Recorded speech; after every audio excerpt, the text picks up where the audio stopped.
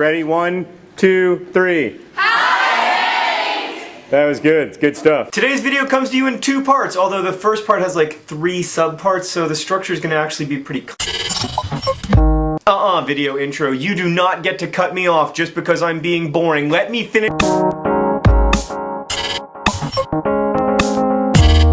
Oh, alright, fine. Part 1, 8808. And by the way, if you're wondering why I'm not talking about the gravitational miracle that is my hair today, it's because when I talk about it, it gets puffier. On August 8th, 2008 at 2 p.m., I'm going to be at the Harold Washington Library in downtown Chicago at 2 p.m. I'm going to be talking and signing books and giving stuff away. And because this coincides with the Harry Potter Conference terminus, many special guests will be in attendance like Secret Brother Adam and Secret Sister Rosianna and 80% of the 5 Awesome Girls and 20% of the 5 Awesome Guys, and one very special surprise guest who just called me to tell me he was gonna be there. Maybe my hair is being like this because it's scared of all the awesome. Then at 4 p.m. when I finish, we're all gonna head over to Grant Park to listen to Wizard Rockers Leanne and Lena and possibly a very special guest play music. Then at 8:08 p.m. on 8808, I and hopefully many other nerd fighters will be joining Amy Krauss Rosenthal in Millennium Park at the Bean, which by the way is the best public sculpture in American history. That's right, I said it. Sorry, Washington Monument, but you got pwned by a beautiful silver bean. So anyway, at 8:08 p.m., Amy Krauss Rosenthal is going to do something awesome with all of us at the Bean. Part 2, audiobooks. So Hank, this is me recording the dedication and the author's note and the acknowledgements in paper towns. In fact,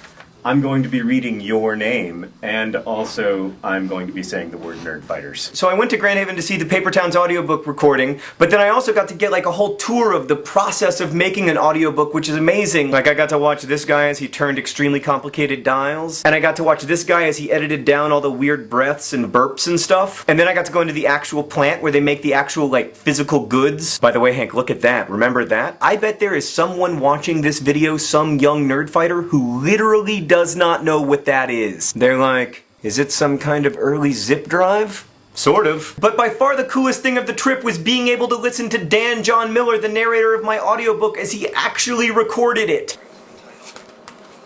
Stand still while mortals walk past.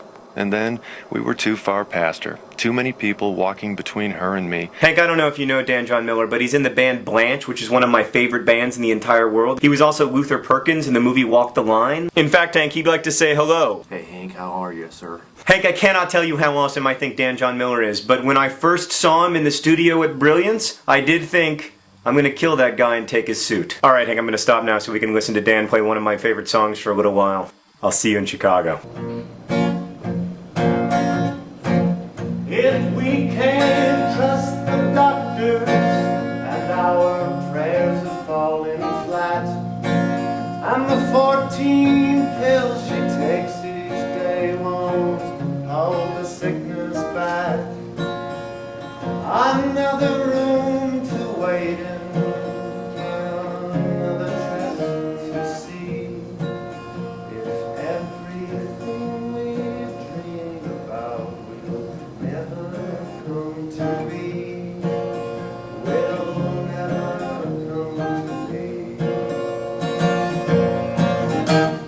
Hank, guess who came to visit me in Spring Lake? Tamron Tobian. Hank, it's a Tobian! How could you have thought that lovely woman is evil?